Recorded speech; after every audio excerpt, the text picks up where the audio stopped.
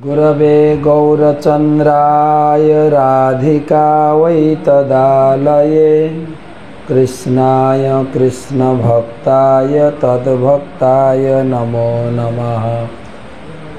वन्देऽहं श्रीगुरुश्रीयुतपदकमलं श्रीगुरून् वैष्णवांश्च श्रीरूपं साग्रजातं सहगण रघुनाथान्वितं तं सजीवं साद्वैतं सावधूतं परिजनसहितं कृष्णचैतन्यदेवं श्रीराधाकृष्णपादान् सहगण ललिता श्रीविशाखान्वितांश्च नमो ॐ विष्णुपादाय कृष्णप्रेष्ठाय भूतले श्रीमते भक्तिवेदान्त स्वामिनिति नामिने।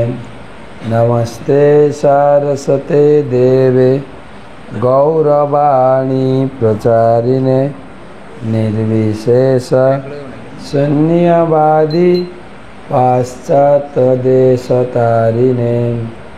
जय श्री कृष्ण चैतन्य प्रभु नित्यानंद श्री अद्वैत गदाधर श्रीवासदि श्री गौर भक्तबिंद।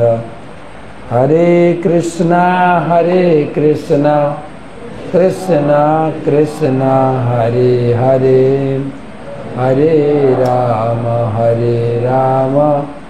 राम राम हरे हरे। ओम नमो भगवते वासुदेवाय। ओम नमो भगवते वासुदेवाय। ओम नमो भगवते वासुदेवाय। नारायणं नमस्कृत्य नरं चैव नरोत्तमं देवीं सरस्वतीं व्यासं ततो जयमुदीरये। तमादिदेवं करुणानिधानं तमालवर्णं सुहितावतारम् अपार संसार समुद्र सेतुं भजामहे भागवतो स्वरूपम्। ग्रंथराज श्रीमद् भागवतम चतुर्थ स्कंदे 29 अध्याय 16 श्लोक থেকে আলোচনা।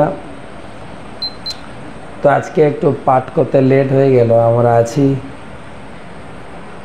ত্রিপুরা কুমার ঘাট, তাই না? এখানে অনেক ভক্তবৃন্দ এসেছেন। আমাদের আজকে প্রভুপাদ প্রতিষ্ঠা হচ্ছেন এখানে, এবং এখানকার রত্র এলাকা অনেক ভক্তবৃন্দ এবং আমাদের আরাধ্য ভগবান শ্রী শ্রী জগন্নাথ বলদেব সুভদ্রা মহারানী দর্শন করেন। অত্যন্ত সুবৃহৎ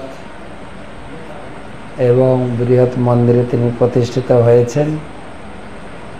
সেই জন্য একটু লেটে আমাদের ভাগবত পাঠ হচ্ছে আজকে। তো অনেক রাত হয়ে গেছে, সংক্ষেপে পাঠ করব। হ্যাঁ, আলোচনা 16 শ্লোক থেকে। অন্তঃপুরম চ হৃদয়ম বিশুচির্মন উচ্যতে তত্র মোহং প্রসাদং বা হর্ষম প্রাপ্নোতি তদ্গুণৈ। অন্তঃপুরম চ হৃদয়ম বিশুচির্মন উচ্যতে তত্র মোহং প্রসাদং বা হর্ষং প্রাপ্নোতি তদ্গুণৈ। অনুবাদ: অন্তঃপুর বলতে হৃদয়কে বোঝানো হয়েছে। বিশুচিন শব্দটির অর্থ হচ্ছে সর্বত্রগামী, তা এখানে মনকে বোঝাচ্ছে। জীব তার মনের মধ্যে প্রকৃতির গুণের প্রভাবসমূহ ভোগ করে। এই প্রভাবগুলি কখনো মোহ, কখনো সন্তোষ, কখনো হর্ষ উৎপাদন করে। তো আজকে আমাদের 918তম ভাগবত রসমাধুরী সেমিনার ক্লাসে উপস্থিত সমস্ত ভক্তমণ্ডলী, মমতাময় মাতৃমণ্ডলী সকলকে জানাই কৃষ্ণ প্রীতি শুভেচ্ছা। गुरुपाद पद में प्रणाम निवेदन करे तार अहित की आशीर्वाद प्रार्थना करी। नमो ओं विष्णुपादाय कृष्णप्रेष्ठाय भूतले श्रीमते जयपताका स्वामी नीति नामिने। नमो आचार्य पादाय निताय कृपा प्रदायिने गौरकथा धामदाय नगर ब्रह्म। भागवत महत्व दुर्लभैव कथालोके श्रीमद्भागवतोद्भवा कोटि जन्म समुत्थेन पुण्य नैवेतु लभ्यते।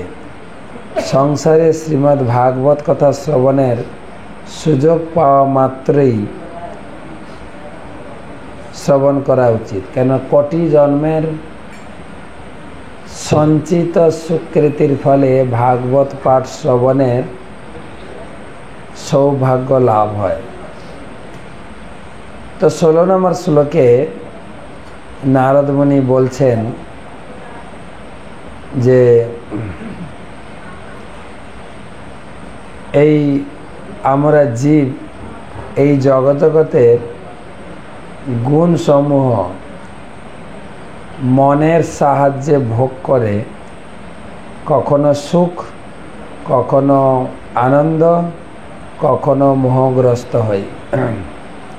তাৎপর্য, জড়জগতের জীবের মন ও বুদ্ধি জড়া প্রকৃতি গুণের দ্বারা প্রভাবিত হয় এবং গুণের প্রভাবে মন ইতস্তত বিচরণ করে। সেই অনুসারে হৃদয় সন্তোষ, হর্ষ অথবা মোহ অনুভব করে। প্রকৃতপক্ষে জড়জগতের বদ্ধ অবস্থায় জীব নিষ্ক্রিয় থাকে, কিন্তু জড়া প্রকৃতির গুণগুলি তার মন ও হৃদয়ে কার্য করে এবং তার ফলে জীব সুখ অথবা দুঃখ অনুভব করে। সেই কথা স্পষ্টভাবে গীতাতে বলা হয়েছে, প্রকৃতে ক্রিয়মাণানি গুণৈ কর্মাণি সর্বশ অহংকার বিমূঢ়াত্মা কর্তা অহমিতি মন্যতে। জড়া প্রকৃতির গুণের প্রভাবে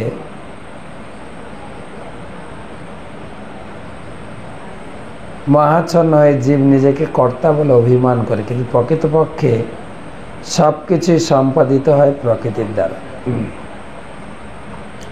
ভগবান এই শ্লোকের মাধ্যমে বুঝাচ্ছেন, সবার সংসার চালাচ্ছি আমি, আর নাম কিনছ তুমি। আমাদের সংসার কে চালাচ্ছে? আমাদের বাড়ির কর্তা চালাচ্ছেন না ভগবান চালাচ্ছেন? কোনটা?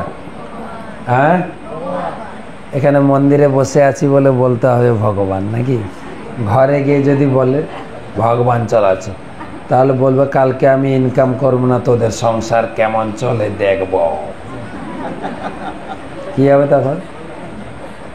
মন্দিরে আছে বলে তো বলেই দিলাম, কে চালাচ্ছে সংসার? ভগবান। আমরা বলে দিলাম ভগবান মন্দিরে আছে, কিন্তু ঘরে গিয়ে বললে হবে না, মনে হয় না? ঘরের লোক রেগে যাবে, তাই না? না, বাস্তবিক আমরা অহংকার বশত মনে করি আমি সংসার চালাচ্ছি।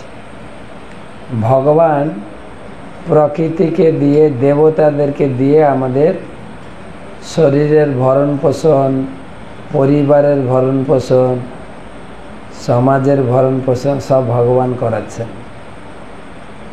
এটা গীতায় বলছেন ভগবান যে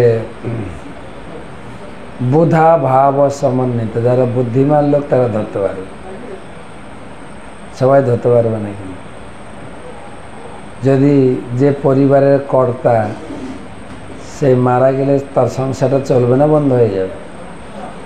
হ্যাঁ, চলবে? হ্যাঁ, চলবে। জন্ম দিয়েছেন যিনি, আহার দেবেনও তিনি। প্রভুপাদ বলেছেন যে আমরা এমনি মূর্খের মতো বলে আমি নিজে ইনকাম করে খাই, আমি কারের উপরে নির্ভর করব না। তো ধর্ম আবার কি? ধর্ম করলে কি পেট ভরবে? হ্যাঁ, বলে, লোকে বলে না? তো এখানে লোকে এমনি অহংকার বশত মূর্খের মতো বলে তারা। কিন্তু প্রভুপাদ বলছেন আমরা জন্মগ্রহণ করে সঙ্গে সঙ্গে ইনকাম করতে শিখেছি নাকি? যেদিন জন্মগ্রহণ করেছে ওই দিন ব্যবসা করতে শিখেছি? তাই তখন কে খাওয়াচ্ছিল? তিনি যেরকম সেই অবস্থায় আমাকে খাইয়েছেন, এখনও খাওয়াবেন। তার নাম হচ্ছে বিশ্বম্ভর। বিশ্বম্ভর মানে বিশ্ব মানে বিশ্ব, অম্ভর মানে খাদ্য। যিনি সবাইকে খাদ্য প্রদান করেন তাকে বলা হয় বিশ্বম্ভর। অম্ভর মানে খাদ্য। আমরা না হয় পড়াশোনা করে সার্টিফিকেট নিয়ে চাকরি করব, তারপরে খাবো, তাই তো? কিন্তু এই পশু পাখি তারা পড়াশোনা করেও না, আর সার্টিফিকেটও নেই, মানিক সাহা সরকারের পিছনে ঘুরেও না চাকরির জন্য। তারা খেতে পাচ্ছে কিনা? আছে কি না? খেতে পাচ্ছে কি না? তারা আরও বরং সুখে আছে। আমাদের তো ঘর বাঁধতে হবে, ইনকাম করতে হবে, রান্না করতে হবে, খেতে হবে। ওদের অত কিছু নেই, সে ধরছে খাচ্ছে, তাই না? তারা আরও সুখে আছে। দেখবেন রাস্তায় কয়েকটা কুকুর ভালোই খেলাধুলা করে দেখি, তারা আনন্দ ফুর্তি করে কিনা? করে কিনা? হ্যাঁ। তাহলে সেই জন্য ওই জাতীয় সুখ পশুরা যে সুখ লাভ করে, আহার নিদ্রা ভয় মৈথুন, ওই সুখের জন্য বেশি পরিশ্রম করতে হবে না। ওগুলো অটোমেটিক পাবে, অটোমেটিক এমনি পাবে, এমনি। যারা বেশি পড়াশোনা করছে তারাও পাচ্ছে, যারা একদম পড়াশোনা করেনি ও বাবু ভিক্ষা করে তারাও সুখে আছে, নেই তো? কিন্তু ঘনীভূত আনন্দ সুখ লাভ করতে গেলে এই সুখ আসে আর মিলিয়ে যায়। এই সুখ বলে না, আমাদের সেই আকবর বীরবলের গল্প আগে শুনিয়েছিলাম না? আকবর বীরবলের গল্প জানো না? আকবর বীরবলের অনেক গল্প আছে, অনেক। আকবর কে ছিল? ত্রিপুরা চেয়ারম্যান ছিল নাকি? কি কে ছিল? হ্যাঁ, ভারতবর্ষের সম্রাট ছিলেন। এবং তার একজন বিদূষক ছিল যার নাম বীরবল। বিদূষক মানে আর সব সংক্ষেপে বলে ভাঁড়। বোঝেন? ধরো রাজা সিংহাসনে এসে বসছেন, তার অনেক টেনশন, কিন্তু বীরবল প্রথমে একটু হাসিয়া কিছু মজার কথা বলে হাসাতেন, ঠিক আছে? মনটা একদম ফ্রেশ হয়ে গেল, তারপরে রাজকার্য করলেন। হ্যাঁ, গতবারে বলেছিলাম মনে আছে? আকবর প্রথমে বোঝায়, বীরবল কালকে একটা স্বপ্ন দেখেছি, দারুণ স্বপ্ন দেখেছি। বলছি কী স্বপ্ন দেখলে? বলে ঘুম থেকে উঠে আমরা দুজন হাঁটছি, স্বপ্নেই হাঁটছি, হাঁটতে হাঁটতে হাঁটতে হাঁটতে অনেক দূর চলে গেছি, দিয়ে দুইজন দুদিকে দুটো ছোট পুকুরের মতো ছিল, খাদ ছিল, পড়ে গেছে। একটা ছিল পায়খানার খাদ, শুধু পায়খানা, আর একটা ছিল মধু। তো আমি পড়ে গেছি মধুর খাতে, আর তুমি পড়েছ পায়খানার খাতে। তো আকবর বীরবলকে ঠকিয়ে দিল না? বীরবল বলছে স্যার তারপরেরটা? বলে আমার ঘুম ভেঙে গেছে, আর স্বপ্ন দেখি না। বলে তারপরে স্বপ্নটা আমি দেখেছি। দুজন উঠে দাঁড়ালাম, কাছে পিঠে কোনো শুকনো কাপড় ছিল না যে গা মুছবো, বা টিস্যু পেপারও ছিল না, কি করব? তখন চিন্তা করলাম, দুজন আমরা শর্ত করলাম, আপনি আমার গা চাটবেন, আমি আপনার গা চাটব, ঠিক আছে? তো এই আকবর বীরবলের অনেক গল্প আছে। একদিন আকবরের নাতি হয়েছে। আকবর বলছেন, বীরবল আজকে একটা খুশির খবর তোমাকে বলি। কি, কিসের খুশির খবর? কোনো রাজ্য জয় করেছেন নাকি? বলছে না, আমার একটা সুন্দর ফুটফুটে নাতি হয়েছে। বীরবল কৌতুক করেছে, হয়তো পায়খানার আনন্দের মতো। কি বললে? আমার নাতি হয়েছে, তুমি পায়খানার আনন্দ বলে? তোমাকে শুলে চড়াবো। শুলে চড়াবেন পরে, আমি প্রমাণ করব না, তারপরে তো পরের দিন রাজা আকবরকে নিয়ে নৌবিহার মানে নৌকাতে চড়িয়ে নদীতে ঘোরাচ্ছেন সকালবেলা। শিশিরে ভেজা আকাশে ঘোরা, রাজার খুব ভালো লাগছে। সকালবেলা ঘুম থেকে উঠে নৌকাতে বসে নদীতে ঘুরছেন। এবারে একটু চাপ লেগেছে শরীরে, চাপ বুঝেন তো, পায়খানার চাপ লেগেছে। বলছে আকবর, সরি বীরবল, নৌকাটা তীরে ভেড়াও, আমাকে 2 নম্বর অফিসে যেতে হবে। 1 নম্বর অফিস মানে প্রস্রাব, 2 নম্বর অফিস মানে পায়খানা, হ্যাঁ যেতে হবে। বলছি রাজামশাই একটু পরে আবার 10-15 মিনিট ঘুরে যায়, রাজার চাপ বেড়ে গেছে। বীরবল একটু আবার, তখন শেষে রাজা একদম রেগে, এই বীরবল, তখন এসে লাগিয়েছেন তীরে। তারপরে বাহ্যকৃত পায়খানা করে এসছেন। বলছে কেমন লাগছে? আরে শান্তি, কি শান্তি। বলে কালকে নাতি হওয়ার শান্তির মতো না। তো আমাদের সুখটা এরকম আসে, আবার কিছুক্ষণ পরে সুখটা মিলিয়ে যায়, তাই না? তাই কিনা, মেলাই কিনা? আবার অনেক সময় থেকে সুখটা খুব তাড়াতাড়ি আসে, সুখটা তাড়াতাড়ি চলে যায়, আর দুঃখটা যেন যায় না, তাই না? হয় না? তো ভগবান আমার কর্ম অনুযায়ী সুখ দেন, কর্ম অনুযায়ী দুঃখ দেন। যেমন কর্ম তেমন ফল। পূর্বজন্মে ভালো কর্ম করেছি, ভালো ফল, খারাপ কর্ম করেছি, খারাপ ফল। এগুলো বুঝাচ্ছেন।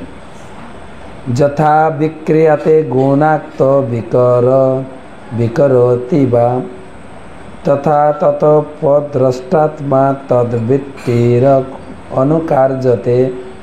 পূর্বে বিশ্লেষণ করা হয়েছে, মহিষী হচ্ছেন বুদ্ধি। স্বপ্ন অথবা জাগ্রত অবস্থায় থেকে বুদ্ধি বিভিন্ন পরিস্থিতি সৃষ্টি করে এবং কলুষিত বুদ্ধি দ্বারা প্রভাবিত হয়ে জীব দর্শক রূপে বুদ্ধিরই ক্রিয়া প্রতিক্রিয়া অনুসরণ করে।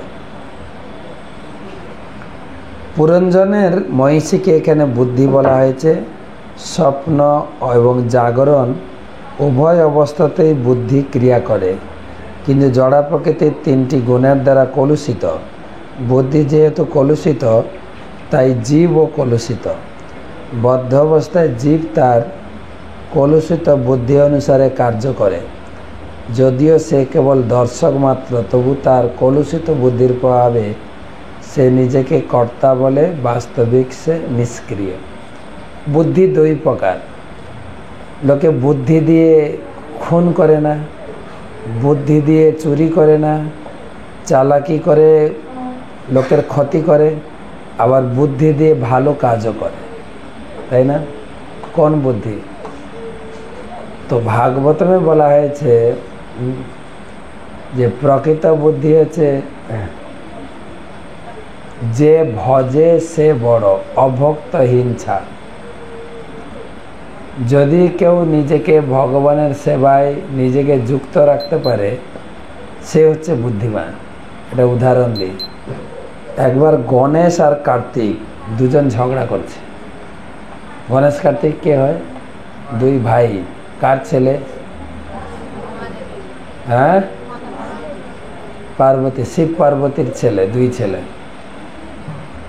তো গণেশ আর কার্তিক বলছে কে বড়?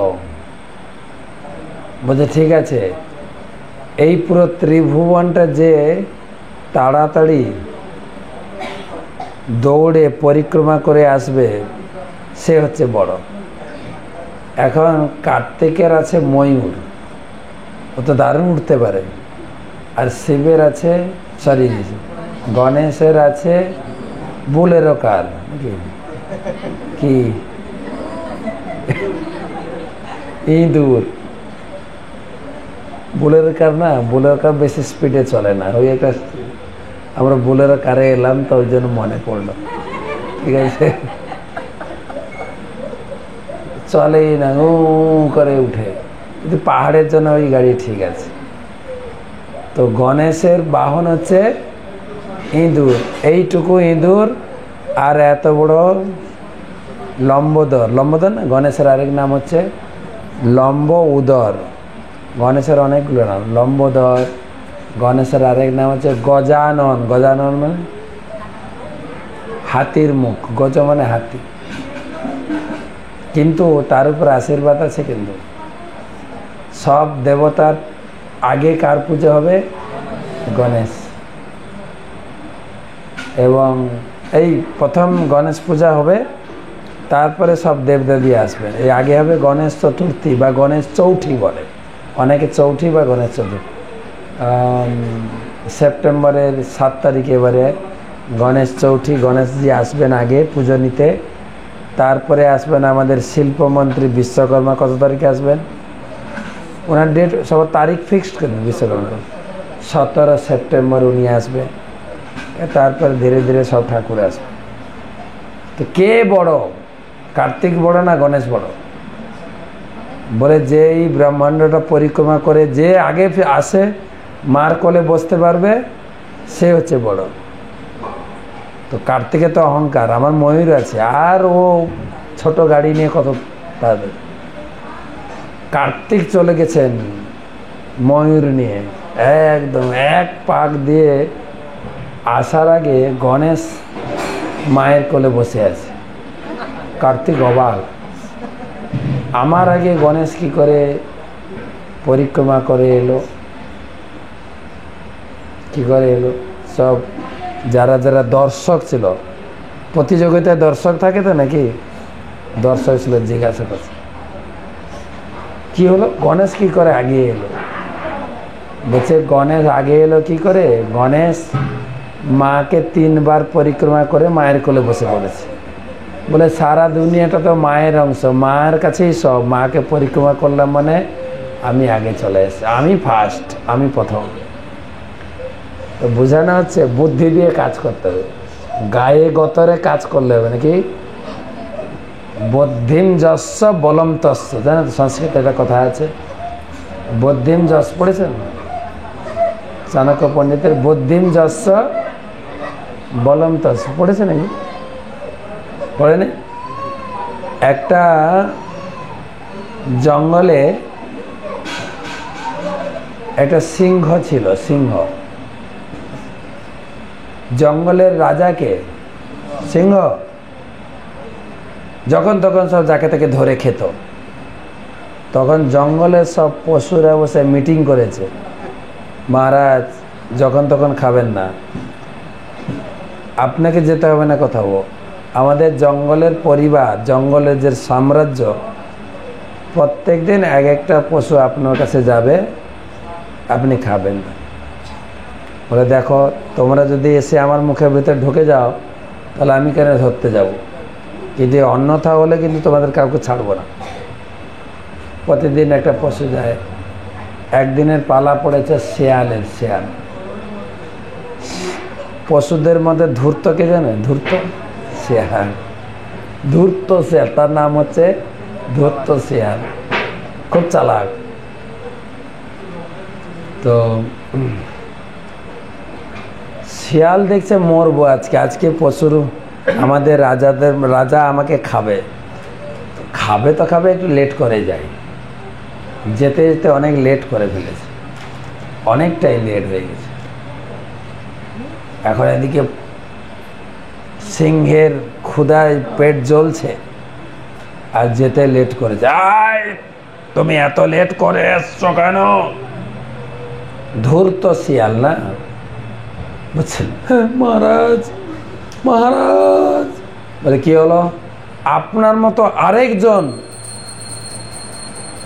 পশুরাজ কি বলে, এই জঙ্গলের রাজা সিংহ, সে আমাকে ধরেছে খাবে। হ্যাঁ, এই জঙ্গলে তো আমি একমাত্র রাজা, আর কে রাজা আছে? বলে না, অনেক কষ্ট করে তার মুখ থেকে বেঁচে এসছি আপনার আহার হব বলে। এমনভাবে খেপিয়ে দিয়েছেন, বলছে আমার মতো আর একজন কেউ কোথায়? সে বলে আমার সঙ্গে আসুন। দিয়ে কুয়োর কাছে নিয়ে গেছে।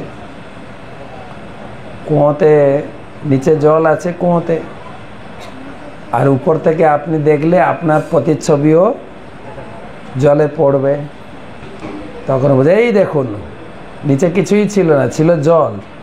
যেই সিংহটা ঘাড় বেরিয়ে দেখছে, তখন কার প্রতিচ্ছবি দেখছে? নিজের প্রতিচ্ছবি দেখছে।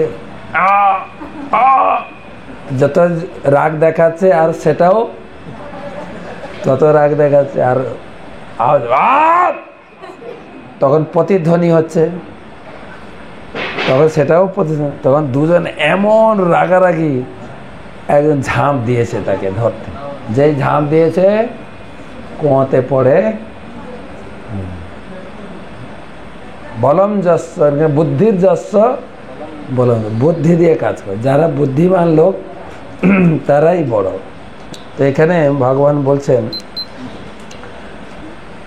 এই বুদ্ধি দিয়ে আমি লোকের ক্ষতি করব, চালাকি করব, ওটা আসল বুদ্ধি না। আসল বুদ্ধি হচ্ছে, প্রকৃত বুদ্ধি হচ্ছে ভগবানের সেবায় যুক্ত হয়, সৎ পথে থাকে। যেরকম যুধিষ্ঠির মহারাজ আর দুর্যোধনকে মনে হচ্ছিল খুব বুদ্ধিমান, তাই না? বুদ্ধি দিয়ে অনেক কিছু করেছে, কিন্তু যুধিষ্ঠির খুব শান্ত। তিনি ধরে রেখেছিলেন ভগবান কৃষ্ণকে। কার জয় হয়েছিল, যুধিষ্ঠিরের না দুর্যোধনের? যুধিষ্ঠির মহারাজ। যুধিষ্ঠির মানে যুদ্ধে স্থির।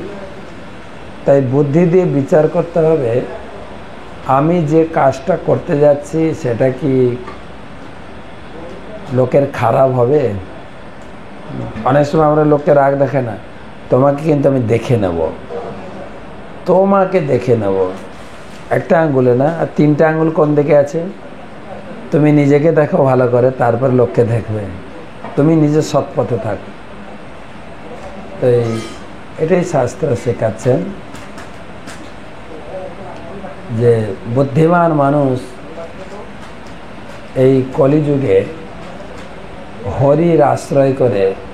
কলিযুগে ভগবানের তিন আশ্রয়, বল কৃষ্ণ, ভজ কৃষ্ণ, কর কৃষ্ণ শিক্ষা। বল কৃষ্ণ মানে হরিনাম জপ, ভজ কৃষ্ণ মানে কৃষ্ণ পূজা, কৃষ্ণ নাম কৃষ্ণ পূজা, আর কৃষ্ণ শিক্ষা গীতা ভাগবতম পাঠ।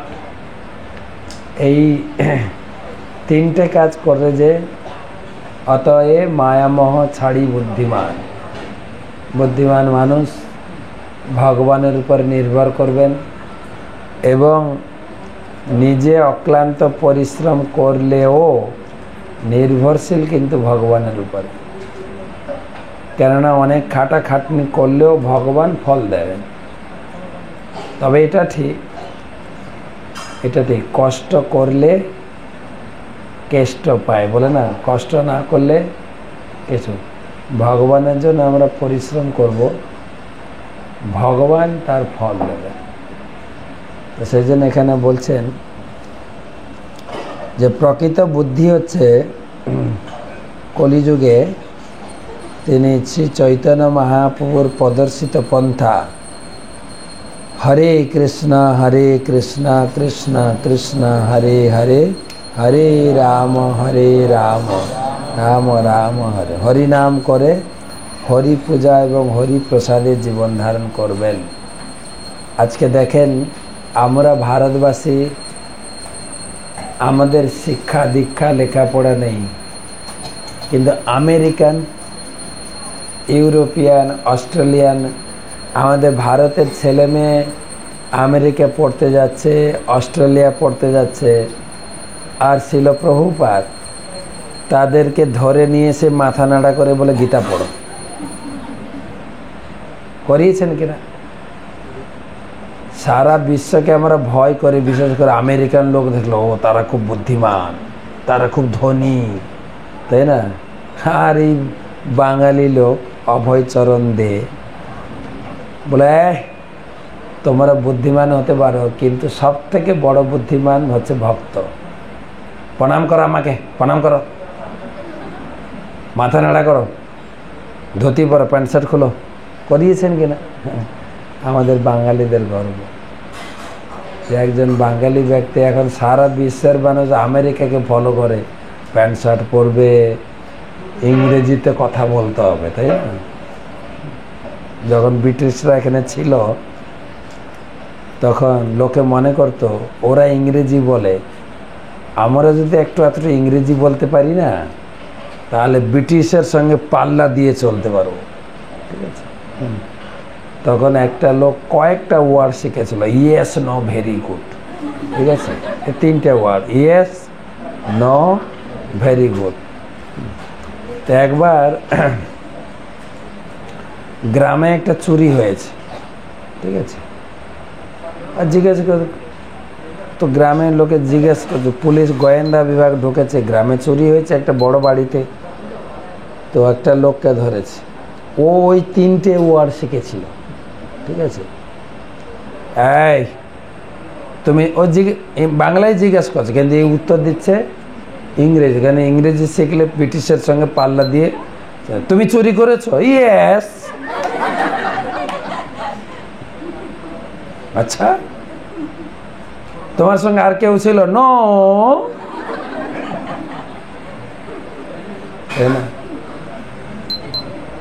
তোমার জেল হয়ে গেল আজ থেকে, ভেরি গুড।